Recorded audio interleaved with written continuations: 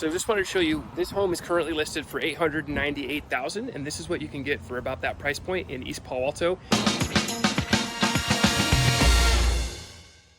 In my opinion though, I think this price is aggressive, and I think this home will sell for more than that. Generally speaking, these homes are selling for a little bit more than that price point. This home is a 3-bedroom, 2-bath, as you can see here.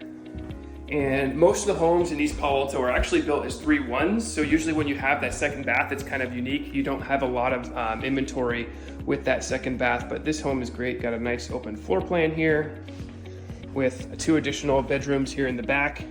Both very good sizes, as you can see right here. And this is another full bathroom on the side of the house. So this is a very good example of what this home is listed for $898,000. I think it's priced aggressively. A good example of what you can get for that price point here in EPA. If you have questions, give me a call.